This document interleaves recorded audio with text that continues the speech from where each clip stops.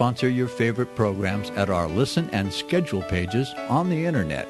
Then, when you subscribe, we will send you the last quarterly MP3 CD of that program immediately, and continue to do so with each new quarter. We will also give you unlimited archive access to all of our programs. We're asking you to give much less than a tithe, so that you may also send support directly to a particular program host, cause, and anywhere else the Spirit may lead you. Do all to the glory of our God and Creator, for His holy nation, the only kingdom that will last forever. Thank you for listening.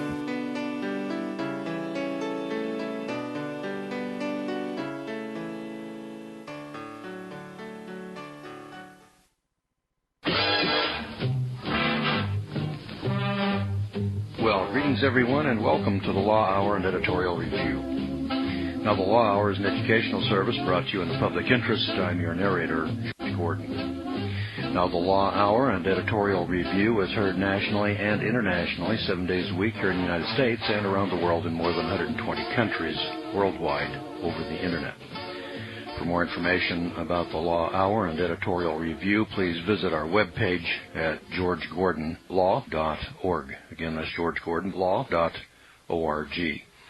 Now, the Law Hour and Editorial Review brings you important information about law, science, education, politics, religion, health, history, economics, news, and current events. Hey, what do you do when there's no doctor? The other day, I was in the hospital ER, and when you're sitting in the ER, you got nothing to do but count the holes in the ceiling tiles. And so while I was sitting there waiting, counting the ceiling tiles and all, I took a look at the number of chairs that were in the waiting room there, and there's 84. 84 chairs. Now, on the weekends, that is Friday night, Saturday night, and Sunday night, those 3 nights, that place is jam-packed. On the regular nights of the week, like Monday night, Tuesday night, Wednesday night, it isn't jam-packed.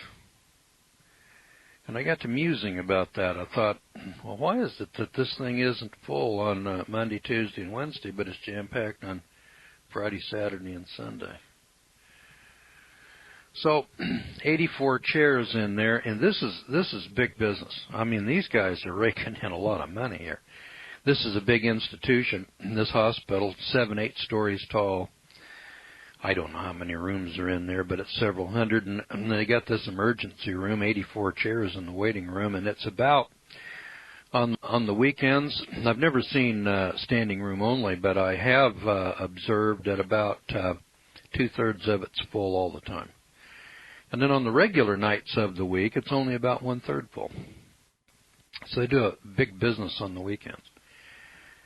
And I looked around at the people in there. And some of these people are suffering, and some of these people are in agony. And and of course, if they bring them in an ambulance, they got a different entry for that. But here's the moral to the story: what would happen if that ER wasn't available? What would all of those people do?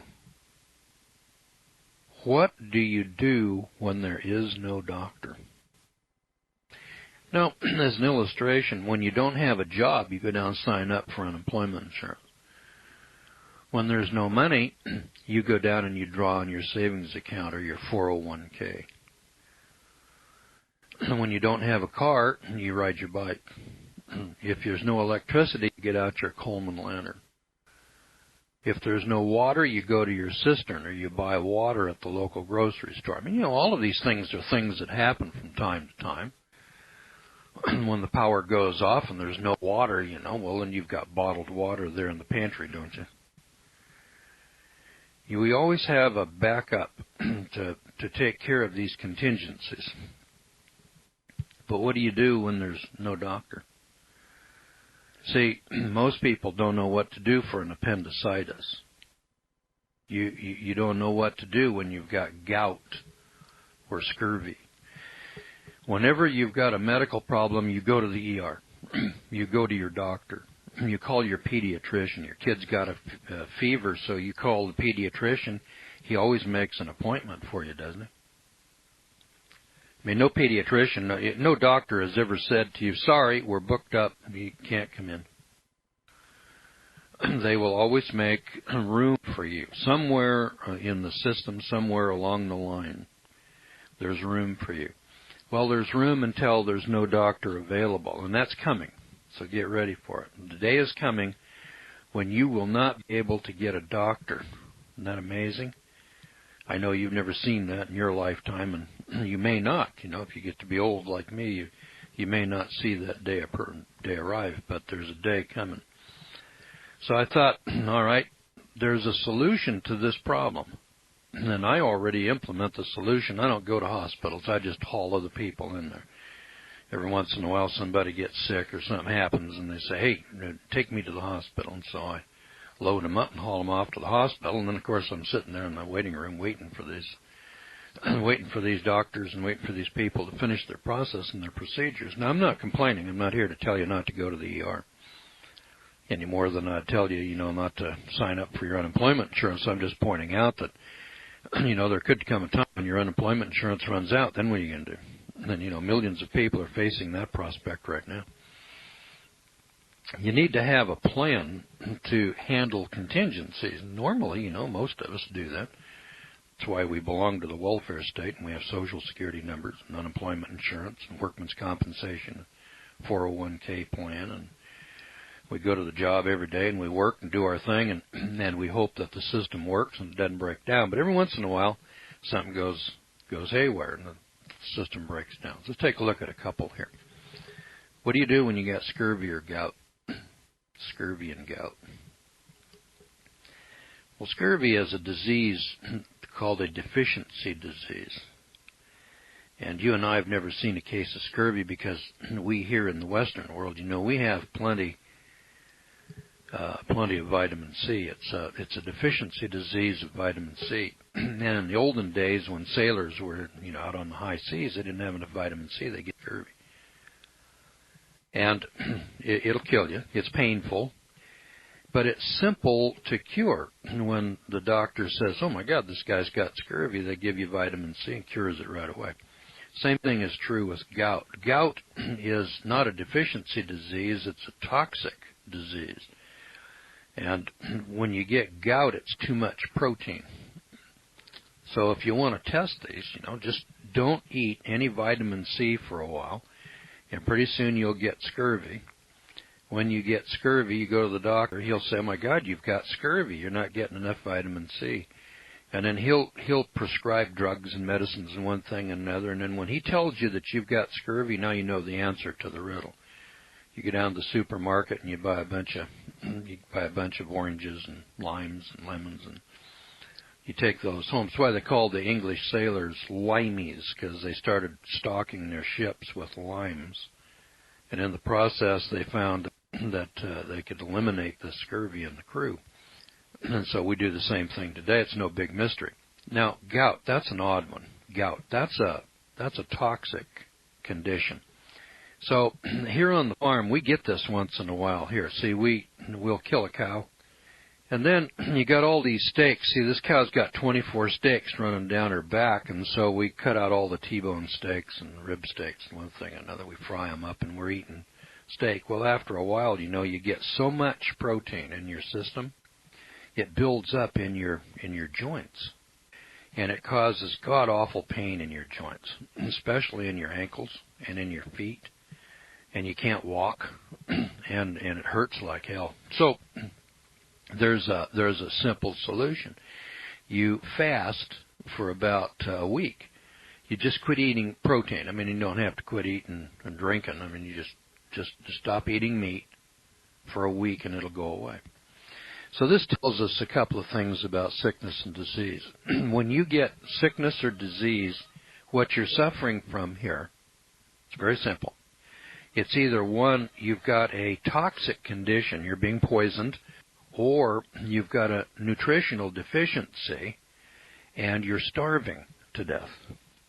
It's just that simple. There's no big mystery about it. Now, the doctors know that.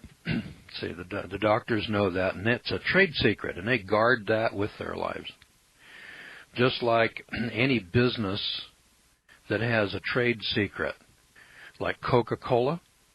You see, the formula for Coca-Cola or the formula for Kentucky Fried Chicken, the spices and herbs, that's like the keys to the kingdom. Nobody's ever going to put that out in print anywhere. Because if they did, then you could make your own Kentucky Fried Chicken at home. They're not going to let you do that. So the next time you're in a KFC store, tell them, hey, give me the recipe for your Kentucky Fried Chicken. See what they tell you. Write a letter to Coca-Cola and tell them, hey, give me the formula for your Coca-Cola Classic here so I can make my own at home. That'll be a cold day in hell. All right, well, Chevrolet does that, and Ford, and all of the manufacturers, when they make something, they patent it. They patent it. And they do that so that they've got the exclusive rights to it, so that you can't go out and copy what they've done. It's a trade secret. That's how simple that is. Well, medicine isn't any different. Medicine is big business. In fact, it's the biggest business in the world, medicine. Now, the doctor doesn't necessarily promote illness and sickness. He's not out here telling you don't eat vitamin C so that you'll get scurvy, so that you'll have to come to me to get some vitamin C. Now, they would like to do that, and they're in the process of doing that. For instance, here in the United States, about every I wouldn't say every session of Congress, but every 2 or 3 sessions at least, somebody comes in and they present a bill to Congress and they say, we want to outlaw vitamins and minerals over the counter, and we want to make those by prescription only. In fact, this last trip into the hospital here, the guy that was in there, they asked him, are you on any drugs? And he said, no. And they said, well, do you take any vitamins or minerals? And the guy said, well, yeah, I take vitamins and minerals. Well, we classify those as drugs. So you see, the medical doctors have already classified vitamins and minerals as drugs in anticipation of the day when their lobby will get passed through the Congress a prohibition against selling these drugs across the counter. You're going to have a prescription to get vitamin C here one of these days, at least here in the United States. So now that being the case, see, the doctors, they know that vitamins and minerals cure disease. They know, for instance, that vitamin C cures scurvy. And they would take that away from you. See, because there's a lot of other people out there that know that. And so the reason that I brought this series of programs to your attention is to clue you in to how this process works. Now, if you knew this trade secret, that doesn't mean that you wouldn't go to the ER or that you wouldn't go to the doctor. It just means that you wouldn't be dependent upon them. If push ever came to shove and you got scurvy, and if you could recognize scurvy and the symptoms for scurvy, you'd say, well, hell, I can take care of this myself. I can just get out of the supermarket and buy some lemons. Or, I go to the health food store and just buy some vitamin C. Now, we have vitamin C here in our cabinets. We have all these vitamins and minerals. We have all those in pill form. They're sitting right there on the shelf. So that if I needed vitamin A or vitamin B or, whatever, I'd just go pop a couple of those pills. Now, the doctors, they're not dumb. See, they're sitting there saying, well, we want to take over. That's a pretty good lucrative business. We want to take it over. So we're going to infiltrate it. We're going to go into the Congress and we're going to get the legislation passed, and we're just going to take it over. It's what we call a hostile takeover in business. We on Wall Street, we see a business that's pretty good. So we go in there and we buy up some of the stock, and then we take over that company. It's done all the time. It's called hostile takeovers. So the medical profession is in the process of a hostile takeover of the vitamin and mineral business. And when that happens, then you and I, Joe Sixpack and Sally Housewife, we're going to have a hard time getting these vitamins and minerals. You have to go to the doctor in order to get the vitamins and minerals so that you can treat yourself with these herbal remedies. Now, you can grow these herbs here in your garden. There's about 100 of them. In fact, there's more. I was in a health food store the other day, and I was taking a look at all of the herbs that they've got, and I counted 144 jars. They got them in a big rack over here. So I counted 144. That doesn't mean that that's all that there is, but that means that there's at least that many. At least that health food store recognizes those. Now, some of these herbs are things like garlic or cloves Now, garlic is a very important herb. And here's one of the neat things about these herbs and herbal remedies. They not only cure the disease, but they don't have any side effects. So when God designed this process over here, He gave you a remedy for all of these diseases. So there's 450 diseases. You might want to write some of this down. Get your pen and paper out here and I'll clue you in here. And the doctors, they've got them all patented, copyrighted. So you take the name scurvy over here, they've got that scurvy, they own that. Just like Coca-Cola owns that name, Coca-Cola, Coke. Okay, well, the American Medical Association, they own scurvy, muscular dystrophy, cancer. And they go in and they copyright and they patent these names over here. This is what makes it illegal for me to treat cancer. So if you walked into my office and you said, hey, I've got cancer, what I should do for that, Mr. Gordon? And I say, okay, well, here's what I would do for your cancer. I'm practicing medicine now without a license. If I said drink water, that'd be, would be diagnosing and then prescribing. I would be prescribing water and diagnosing cancer. And you can't do that. And the reason you can't is because the American Medical Association owns that patent. See how simple that is? No big mystery. They're not dumb. They're out here marketing cancer. They sell cancer. Cancer is their bread and butter. It's the way the oncologist there makes his living. So he owns that trademark. Just like Coca-Cola, they own that trademark. So I can't go out. I can sell Gordon Cola, but I can't sell Coca-Cola or Pepsi-Cola or Shasta Cola. Say, cola I can sell, but I can't sell Shasta Pepsi or Coca. See, they own those. Well, the American Medical Association, they're very, very astute business people, and they recognize that when people have pain, they will pay a lot of money to alleviate the pain. That's why they want morphine, but they don't want you to have it. Now, morphine out on the street is called heroin. In the hospital, they call it morphine. Out on the street, they call it heroin. And if you're looking for coke, this is they call this cocoa leaves. They get down in South America, they call it coke out on the street. Well, they've got trade names for that, like Ritalin, and marijuana. See, marijuana, they got a trade name for that. I forgot the name of it. Oh, what's Marinol? Marinol. That's the trade name for marijuana. And they own that. And so it makes the pharmaceutical industry really uptight when they catch some guy out on the street selling marijuana. Because, see, they sell Marinol. And they're licensed, bonded, and insured. And when they see somebody going out here on the street selling marijuana, it infringes upon their patent. And that's why the government is so uptight and so nasty, with you drug people out there. See, if you want marijuana, you go down to the Rexall store and you buy it. And it's called Marinol. But to get that, you got to go to your doctors. And your doctor, you see, is the official government drug pusher. He sells drugs. He's the drug kingpin. And he issues these prescriptions. So you walk in, you say, I ain't feeling too good. And I think I need Marinol. And you say, okay, I'll write you up a prescription for Marinol. Now, one of my students who happens to be a druggist, we were chit-chatting the other day, and he said, now, when you come into the pharmacy to buy Marinol, it costs you $500 for a month's supply.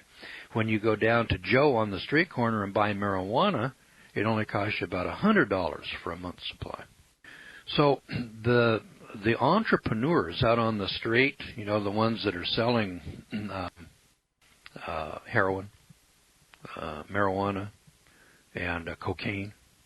Okay, now those guys are infringing upon the medical establishment. And they're practicing medicine without a license. They're distributing drugs, and they're not licensed, bonded, insured, and like Merck and Pfizer and so on. So now, if you were wondering why, that's the reason. It's big business. In fact, it's a $1 trillion a year business. Trillion. In fact, they tell us that it's going to be a $2 trillion. It's 1.8 right now. 1.8 trillion. Or put another way, it's $1,800 billion a year is what we Americans spend on medicine, doctors and pharmaceuticals and hospitals and all of that. So it's a bunch of money.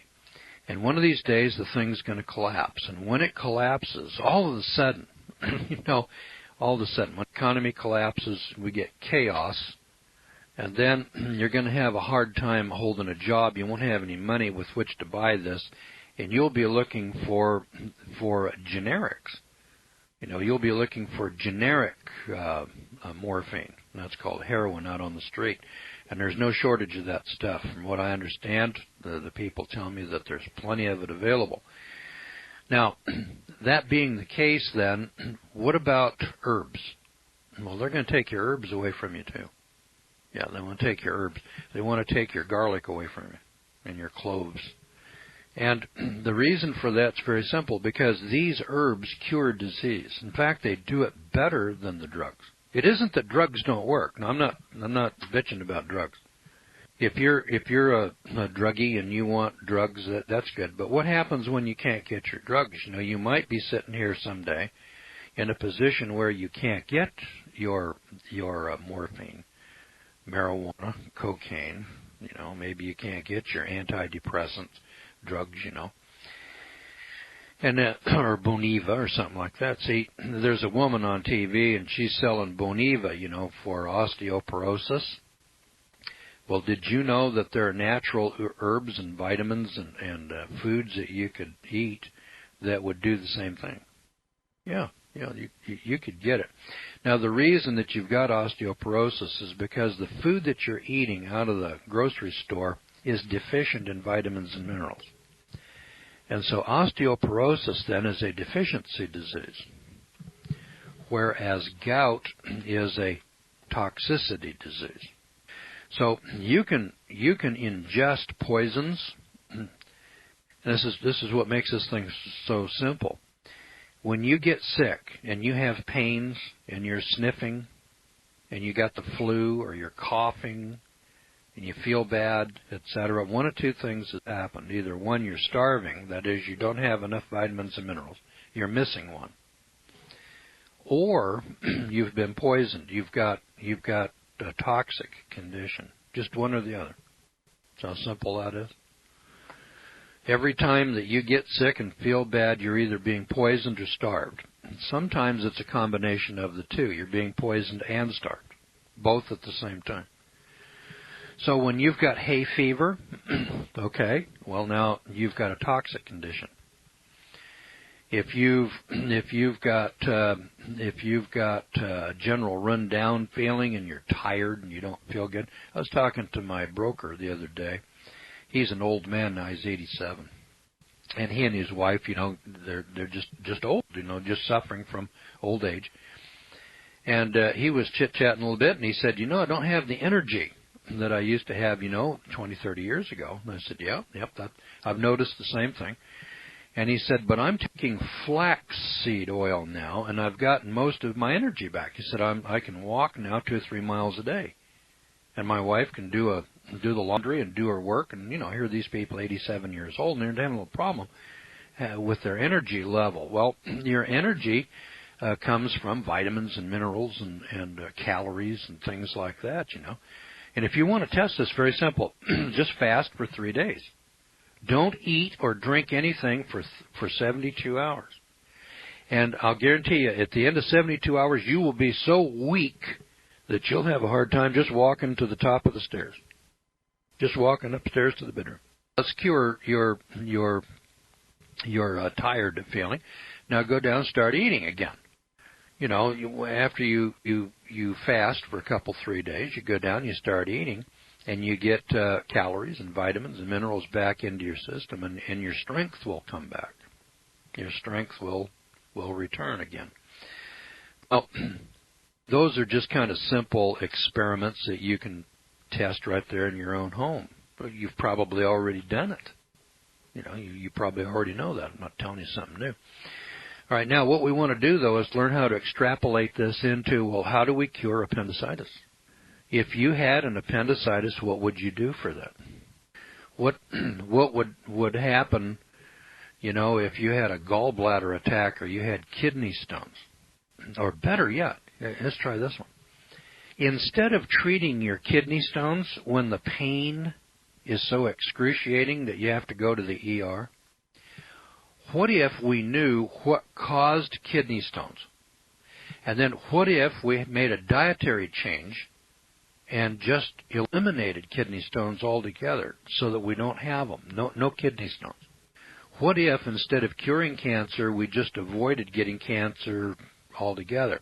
I had cancer a couple of years ago. It was a big, nasty sore on my jaw. And if I had that experience to go through again, if I could avoid that, I would. But, some of us, from time to time, you're going to come down with cancer. And when you get that cancer, now if I'd have gone to the doctor, they'd want to cut my jaw off. They'd want to cut my esophagus out. It gets to be pretty damn drastic. And I really didn't want to give up my jaw. I didn't want to give up my esophagus and so on. So I treated it naturally with vitamins and minerals and Indian black salve and so on. There's 14 cures to cancer, and so I thought I'd bring that to your attention too. Now, we're constantly looking for a cure to cancer. You're never going to find one. See, the medical profession learned that with polio. They went out and found a cure to polio. Oh, my God, it shut off the money tree. Everybody quit giving to the National Foundation for Infantile Paralysis. And so they learned that what we want to do is we want to look for a cure to disease, but we don't ever want to find it. And every once in a while, some guy comes along and he finds a new cure to cancer, and so they lock him up in prison. Yeah, that's what happened to Bruce Holstead. He was a cancer researcher, and he was taking government money and doing his thing and going to work every day. And one day he came up with a cure to cancer, and he said, here's the cure to cancer. And so they said, oh, my God, we can't have people like you running around in civil society. So they prosecuted him for now, this guy was a medical doctor, so they couldn't prosecute him for practicing medicine without a license. So they got him for unauthorized medical procedures and locked him up in prison for that. So if any of you guys out there that are in the cancer field, and you get a bee up your butt and you say that you want to find a cure to cancer, rethink that one. Rethink it, because you're going to go to prison if you do. I just thought I'd throw that one out there for your consideration. Now, for those of us that live on the fringes of society anyway, when we get cancer, then we go down to Joe at the corner, we get some Indian black salve, and we come back and treat it ourselves. And I've got a very good track record with cancer. I had it once and cured it once. My wife had cancer, and she's had it for about 30 years now. She's got a chronic cancer condition. She'll die with it. We hope she doesn't die from it, but when she dies, she can have it. And she has to treat it every day. She has to go through her therapy. It's either that or die, so you got a choice to make here. But when she went to the medical doctors 30 years ago, they said, okay, well, there's nothing we can do. You're dead meat here. But we can treat this, and we could keep you alive for about 18 months. And so she said, well, what's that going to cost? And I said, $100,000. This is 1978, $100,000. And she said, is that going to cure me? Oh, no, it's going to prolong your life for 18 months. And so she said, well, if I take my $100,000 and I spend it on the doctors, I'm going to die anyway, and then my family's going to have to bury me, and that's another $10,000. So it's going to cost $110,000. $100,000 for the treatment to keep me alive for 18 months. And then during this 18 months, is it going to feel good? No, you're going to be sick, and hair's going to fall out, and you're going to be in bad condition. And so she said, hell, I'll just go ahead and do nothing and die, and then my family will have the $100,000. They can take 10 of it and bury me and have $90,000 to spend. And she thought, my family having $90,000 to spend after they bury me properly, it would be better than giving it to the medical profession, so that's what she did. Guess what happened? She didn't die. Yeah, didn't die. And we find that that's pretty common. In fact, if you go to the doctor and go through cut, burn, and poison, you'll die in about 18 months on average for $100,000. But if you do absolutely nothing, you'll die, but it'll take 6 years. Isn't that amazing? Yeah, if you do absolutely nothing, don't do the cut, burn, and poison trip, on average, you'll live for 6 years. Now, these guys tell you that if you live for 5 years with the cut, burn, and poison, we call that a cure. So what do you call it when you do absolutely nothing and live for 6? Well, they don't call that a cure because when you die, you're going to die from cancer. But if you die in 6 years after you've been through cut, burn, and poison, they say, well, we cured you, and then it came back, and then you died. Isn't that special? Just thought I'd let you know how that game is played. The program you are listening to is 100% sponsored by you, the listener, on this First Amendment Rights Media channel. You will notice that there are few commercials on this radio network. There's a good reason for that. Corporate advertising dollars come with strings that limit program content. So without your help, these programs cannot continue on satellite, internet, or our several affiliates. These programs are not commercially viable and must be supported by those faithful to the cause of truth. Look for the button to sponsor your favorite programs. We will also give you unlimited archive access to all of our programs. We're asking you to give much less than a tithe so that you may also send support directly to a particular program host, cause, and anywhere else the Spirit may lead you. Do all to the glory of our God and Creator, for His holy nation, the only kingdom that will last forever. Thank you for listening. Right, we're talking about health, and we're talking about what do you do when there's no doctor available? And the answer is you can solve all 450 of your health problems. So there's a thing here called the Physician's Desk Reference. Physician's Desk Reference. It's a book that sits on the doctor's desk. And it lists all 450 diseases. 450. There could be 500, but they got 450 in their book. And they'll have scurvy in there and gout. So, you're looking for scurvy and gout. And then you look for the symptoms, and then the doctor asks you these questions. And the reason he's asking you these questions, he's looking for symptoms that he can look up in the physician's desk reference so that he can say, oh, here's what's wrong with you. And then you just go over here to the right-hand column that says, well, here's the pill that you take for that. See how simple that is? So if you've got scurvy, the doctor is never going to tell you, go eat an orange. He is going to prescribe a medicine for you that costs, $5 a pill. And you'll need a 30-day supply. And you'll need to take 2 after every meal. So that's 6 a day. That's 180 pills at $5 a pill. What do you need? What you need is vitamin C. You could go to a health food store and buy a month's supply of vitamin C for $17.95. But this doctor is going to sell these to you for $5 a pill. What's he selling to you? That's a trade secret. God, he's never going to tell you what's in those pills. It's vitamin C. It's what's in the pills. But it'll have some name on there. Like terramycin or auramycin or dihydrostreptomycin or some. They'll have some big labeled word on there that you don't know what the hell that is. And then you take it into the druggist, and he takes it's a code. It's written in code. And he looks at that code, smiles at you, and says, I'll have your prescription right away, sir. He goes back, he makes up the prescription, he comes back, he gives it to you, and he tells you, be careful with these, and don't take more than 2 after every meal, and blah, blah, blah, And so you do that, and it cures your scurvy, and you're happy as a clam at high tide. And you really didn't care if it cost you $180, $5 a pill for 180 pills. How much would that be? 6 a day, 180 times $5 a pill would be $900. If you had scurvy and you were hurting real bad, and you could cure that for $900 in 30 days, you'd do it in a heartbeat. You could do the same thing for $17.95 by buying a package of vitamin C at the health food store, or you could just go down to the grocery store and buy a bag of oranges and come home and start eating oranges. That's what they used to do with the British sailors. They give each sailor 1 lime per day. So if they had 30 guys on the ship, and they're on a 30-day voyage, they'd have 900 limes, didn't they? To get from this side of the ocean to the other side, they had to load up 900 limes in there to keep these people from getting scurvy. See how simple that is? And I'm not telling you not to go to the doctor and not to get a $900 prescription to cure your scurvy. I mean, hell, if that's what turns you on, get after it.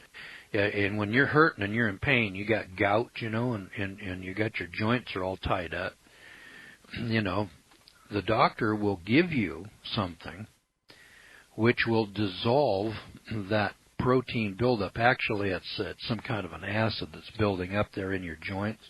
I forgot the name of it now, but it's no big mystery. It's just a biological function of eating too much meat, too much protein. I got that gout one time, and God, that hurt. I mean, it really hurts. It's painful. And if the doctor would have said, here, you know, I got a prescription, cures that gout, and it cost me $900, I'd have paid it in a heartbeat. Never batted an eyeball. But when I came home, my wife said, you know, if you just quit eating meat for about a week, which I did, I just ate vegetables and fruits and stuff, and no more protein. And it just went away. And that's how simple this is. Now, there's ways that you can expedite this process. Expedite it. Now, I'm gonna take up a series of articles here that come from the International Forecaster. So get this down, because every week there's an article or there's a story in the International Forecaster about health. And then evidently Wendy Wilson is going to cover all 450 diseases in the physician's desk reference, because for the last 2 or 3 years, I notice that every week they've got the health page here, and they're telling you, this one is how to cure appendicitis. I'm going to tell you how to cure this appendicitis right now. But get this down. It's called the International Forecaster, and the guy that puts it out is Bob Chapman, and it's a financial newsletter is what it is. Financial newsletter. And I recommend it to all my students, every single one of them. Everyone comes in here, I tell them, hey, do you get this? And they all tell me no. I tell them, well, you need to get it. Costs you about let's see, what is the price? $150 or $60 a year, something like that. Comes out twice a week. You get 104 issues. So you're going to get 100 issues for $160. $160 divided by the 100. It's $1.60 per issue. Comes out twice a week. Divided by about 30 pages per issue, and it costs you about $0.05 a page. And here on page 20, Health, How to Cure Appendicitis. Now, for $0.05, how to cure appendicitis, I think it's well worth it. For $0.05. And here on the Law Hour, I'm going to tell you how to do it free of charge. Isn't that special? Now, this makes all the doctors just mad as hell. And why is that? Well, because when you have an appendicitis, the doctor says, well, we got to cut your appendix out. Got to cut your appendix out. You got a gallbladder attack, we're going to cut your gallbladder out. You got a tonsillitis, we're going to cut your tonsils out. These guys, they just cut it out. And it works. I mean, if you've got an appendicitis and we cut your appendix off, cut it out, well, you're not going to have any more appendicitis. Now, you might have some other side effect that comes from that, which we're going to see right here. How to cure an appendicitis. You don't want to get appendicitis. The main symptoms of appendicitis are abdominal pain, tenderness, and fever. Modern medicine doesn't always diagnose appendicitis accurately. Statistics show that abdominal pain will occur with many other conditions, and only about 5% of the abdominal cases will turn out to be an actual appendicitis. So you got to watch out for this. See, you could have gas. I mean, what you need is a big healthy fart. But you can't pass gas, and so you've got this abdominal pain. You go to the doctor, he says, oh my God, you've got appendicitis. He checks you into the hospital and they cut out your appendix. By now your gas attack is past, and you're happy as a clam, and you'll live without an appendix. You know, my grandmother had her appendix cut out at age 67, and she lived another 21 years, without an appendix. Can you believe that? And she seemed to function pretty well. But that doesn't mean that you don't need your appendix. But I just wanted to point out that just because the doctor says you're having an appendicitis attack and that you need to cut your appendix out, before you sign the consent form, maybe you should get a second opinion or take some Beano or something and see if it doesn't alleviate it. If it doesn't alleviate it in a day or two, well, then maybe you do have an appendicitis. And then you can decide, well, do I want to cut it out or do I want to treat it holistically with herbs? Just it's a choice that you have to make in life. And I would imagine that an appendicitis operation probably costs you somewhere around $5,000-$10,000. Now, if you could treat that, with some herbs from the health food store, and maybe it costs you $25, you could measure $25 against $10,000, and decide for yourself. Anyway, what is an appendicitis anyway? Well, in a nutshell, it's constipation. Isn't that special? Okay. Now, if you want to know how common constipation is here in America, everybody in America has constipation from time to time. I mean, there's a couple of guys like Doc Schultz, and a couple others over here that don't. But, for practical purposes, we all get constipation. And this constipation over here translates into appendicitis. All right. Now, if it's misdiagnosed, it is quite a serious problem. There are about 1 in 5 cases of appendicitis that are misdiagnosed and is therefore the third leading cause of malpractice lawsuits. 20% of the time, when your doctor says, hey, you're having an appendicitis, all right, 1 time out of 5, 20% of the time he's wrong, which is, probably up there where you might want to get a second opinion. Now, here's your problem. You're in the doctor's office. You're having excruciating pain. I mean, this is just killing you. And then the doc says, hey, I think you're having an appendicitis. And you're sitting there saying, oh, my God, I heard Gordon say 20% of the time they're wrong. Are you going to say, well, excuse me, doc, let me go down the street and get a second opinion? See, they just about got you, don't they? They got you in the ER and they say, well, you're having an appendicitis. Do you say, well, I'm going to leave the ER and I'm going to go down to the Cox Health Center and have them do the same thing and find out second opinion? I just want to point out to you that in all of these diagnostic procedures, the doctors are wrong a percentage of the time. Sometimes half the time they get the diagnosis wrong. That's 50%. Hell, you could do as well flipping a coin. Now, appendicitis is a little better than that. It's only 20%. It's about like throwing dice and trying to hit a 6 or an 8. Now, doctors are quick to remove the appendix because they think it's a useless blob of tissue hanging off the intestine. That what function does the appendix serve, and how can we avoid or reverse appendicitis if we get it? Well, let's find out. Now, I've still got my appendix, and I'm going to die with mine. I just made up in my mind that I was going to die with it. The statistics for appendicitis change frequently. The Roth-Rock study done in 2000 found that 8.6% of males and 6.7% of females have a lifetime risk of acute appendicitis. Also, over 8% of the general public will be affected by appendicitis at some point in their lives. Getting treatment for appendicitis early is critical in order to avoid perforation or rupture of the appendix and the risk of peritonitis, that's infection of the abdominal cavity. All right, so, about a little over 5% of the people in the country have a predilection towards appendicitis. And nearly 10% of the people in the country, 1 out of 10, is going to have an appendicitis attack at some point in his life. Well, this has been going on for thousands of years, so a question arises, well, how did the old-timers take care of appendicitis? You know what I mean? What did they do to cure it? So take a look at the function of your appendix. Your appendix is a collection of lymph tissue, and it's designed to excrete immune system fluids into your bowel. Therefore, your appendix is a part of your immune system. So what does the appendix do with the immunity fluids? Well, when your appendix detects bacteria, parasites, fungus, or foreign bodies in your bowel, it will release its fluid made of white blood cells and immune system cells to attack that infection. Now, there were studies done at the UCLA Medical School which reported that if the appendix is removed, it has a negative impact on your overall immune system. They also documented that the spleen will not work as well after your appendix is removed. So my old granny had a spleen that didn't work as well after she had her appendix taken out.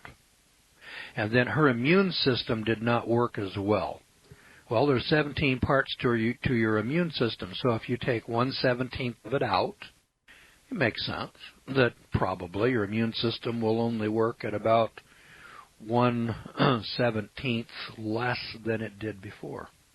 16/17 is better than nothing, but 17/17 would be a little better yet. Now, if you have appendicitis, the pain usually starts in the area of your belly button, and it gradually moves down to the lower right side of your abdomen. You definitely know that you have appendicitis if the area is hot to the touch, and you gain relief when you flex up your right knee. If pain persists for more than 4 hours and a fever develops, you should seek treatment. You already know what modern medicine will do if they suspect appendicitis, and that's surgery. So when you go to the ER, they're not going to recommend herbs and vitamins. They're going to take you in, cut it out. See how that goes? Now, here's another little thing for you to keep in mind. When you go into the ER, you have given your power of attorney to the hospital. So if, while you're in there, they decide that we're going to cut your appendix out, then that's what they're going to do. You've already given them permission when you walked in the door. So you can forget about a second opinion. It ain't going to happen. All right. Now, here's how it all happens. When you have appendicitis, you have a piece of fecal matter blocking the opening of your appendix. And your appendix cannot secrete the immune fluids. That's why constipation is the cause of appendicitis. See how simple this is? All right. So if you could avoid constipation, you can avoid appendicitis. The appendix begins to swell and it becomes inflamed. Now, if the blockage isn't removed, the appendix becomes infected and it begins to leak pus. So how did that happen? Well, appendicitis occurs usually after a person has had a bout of constipation, or it can be caused by overeating. So common sense says to remove the blockage. Don't remove the appendix. However, I heard of a lady one time, and her mother died from breast cancer. And so her breasts are perfectly healthy, but since her mother died from breast cancer, the medicos said, well, her chances of getting breast cancer were greatly increased. Therefore, she decided to have both breasts removed, and it works every time. So for all of you women out there, if you've ever considered the possibility of getting breast cancer, if you have your breasts removed, you will never get breast cancer. Isn't that special? So if you thought you might get right leg cancer, have your right leg amputated early on, at age 5 or 6, and you can live the rest of your life without ever getting right leg cancer. Now, I would like to live to be 79 years old with my right leg. And then, if you ladies would like to live to be 79 years old with both breasts, don't have them cut off just yet. I think we can probably avoid breast cancer if we put our minds to it. We can avoid appendicitis. Now, the first thing to do is to stop eating when you have an appendicitis. This will take the pressure off of your digestive system. This is called fasting. You start with a fast. So if there is fever, you keep it wet with lots of fluids, water, or juices. You want to drink a gallon of juices, apple or prune juice. You're constipated, we got to get the SH out of your colon. Next, you're going to do an herbal high enema to dislodge the blockage and to clean out the colon and the large intestine. You do not want to do colonics, which are about 20 high enemas done within an hour, and reaches the small intestine. This would be too much pressure. If there's a lot of pain, you can start with a rectal enema to move some of the material down and out, and then move on to do the high enema. So you stop putting food in and you get what's in there out. And then if you suspect an infection, a fever is a good sign that you have infection. You should use garlic. 6 cloves of garlic a day will cure the infection. It's a natural antibiotic is what it is. And echinacea root, 70 drops of echinacea tincture every hour and for several days after you've recovered, and then take these herbs by mouth. What I like to do when dealing with appendicitis is to make some herb tea and then put that in the enema. If you don't have herb tea, you can use some herbal tinctures in water. I like to use lobelia to avoid spasms of the colon. And you can also take some by mouth to relax while taking your enema. I also use marshmallow root to soothe the lining of the intestines, and if you have some golden seal root and can put that into the enema, cut down on infections. And you can use the tea full strength, but let it cool before using it in the enema. If you don't want to wait for the herb tea to cool, dilute it with a little cold water. I recommend using an enema bucket as opposed to a bag so that you can continue to fill the large intestine with fluid without having to stop and remove the enema. And you can obtain an enema bucket from your hospital supply service. See how simple this is? Hey, this medicine thing over here, and you stop and think about it for a minute, isn't nearly as complicated or complex as allopathic medicine would have you believe. Now, you can cure your appendicitis, but better yet, you can prevent it. Prevent constipation, and then you can prevent appendicitis. Because that's what causes appendicitis. It's constipation. That's special. Now, the Law Hour and Editorial Review brings you important information about law, science, education, politics, religion, health, history, economics, news, and current events. For more information about the Law Hour and Editorial Review, please visit our webpage at georgegordonlaw.org. Again, that's georgegordonlaw.org. I know you all want answers, and believe me, so do I, and I'll do my best to get them. Have you seen the Left Behind movies? Have you read the Left Behind fictional book series? Not everyone believes Left Behind is true prophecy. Some may even regard as conspiratorial the mainstream re-release of the Left Behind movie with actor Nicolas Cage portraying the main character as an attempt to further reinforce in the minds of all this perception of false prophecy in order to condition the masses for the play about to begin. Because they see the world stage shaping to fulfill what they have been led to believe is sound biblical interpretation, a left behind rapture scenario, this false view of prophecy is reinforced in the mind, not only of its adherents, but also includes those who have been merely exposed to the specific media. Is it possible that false prophecy can be fulfilled? The rapture theories have always been in dispute. Pre-trib, mid-trib, and post-trib disputes have risen up in exclusively evangelical circles of recent history, so that when true believers don't suddenly disappear, this element will easily go by the wayside when all see a new Jewish temple begin to be built.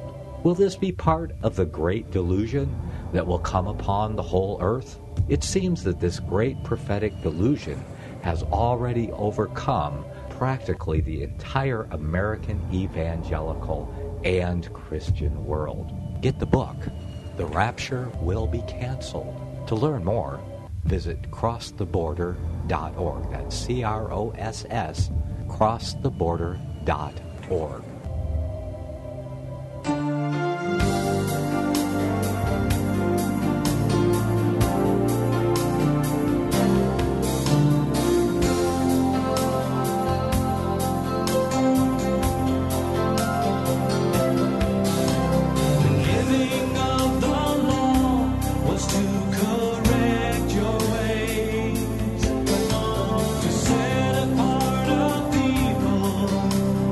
Demonstrate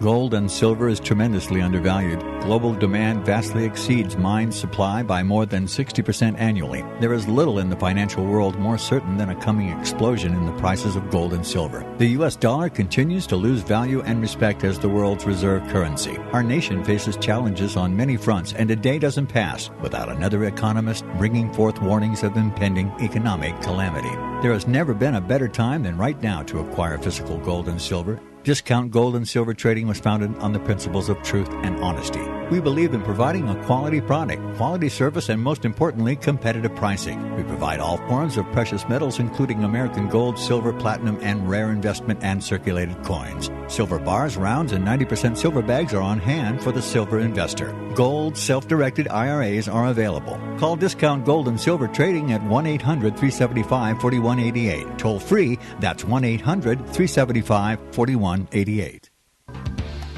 Hear it first on FirstAmendmentRadio.com and FirstAmendmentRadio.net. American Family News, I'm with you. An investigation finds serious problems at the Veterans Affairs facility in Philadelphia. Tim McGuire has more. The Inspector General's investigation has uncovered severe mismanagement at the VA in Philadelphia. The 79-page report finds an average of 312 days to answer veterans' inquiries. That's a process that's supposed to take 5 days. At least one VA supervisor, with the knowledge of office managers, altered 52 out of 86 quality reviews, making the accuracy of those reports, at best, unreliable. Tim McGuire, Washington. Kansas Governor Sam Brownback is planning later today to sign a bill that tells welfare recipients that they can't use cash assistance from the state to attend concerts, get tattoos, see a psychic, or buy lingerie, among other things. More than 20 other states have such lists, but the language of the Republican-run state legislature included in the Kansas bill appears to be the most exhaustive. The GOP-controlled Senate is expected to take up a package of bills passed by the House designed to protect taxpayers from potential abuse by the IRS. Congress passed several bills in response to recent scandals at the IRS. One bill prevents IRS employees from using personal email accounts for official business, while another one requires the IRS to fire employees caught targeting individuals or groups based on their politics. House Republicans said the bills are part of their efforts to, quote, rein in the IRS. In all, the House passed 8 bills and sent them to the Senate.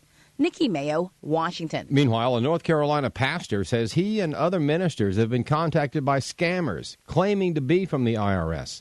Steve Coleman reports. The Reverend Al Cadenhead told a congressional committee that the official-sounding call accused him of tax fraud that could result in his arrest. The scammers also talked a lot about notifying the media. And in my profession, that could be a nightmare. He was told that could be averted only if he immediately transferred money through Green Dot Visa cards. Cadenhead said he's ashamed to admit he fell for it.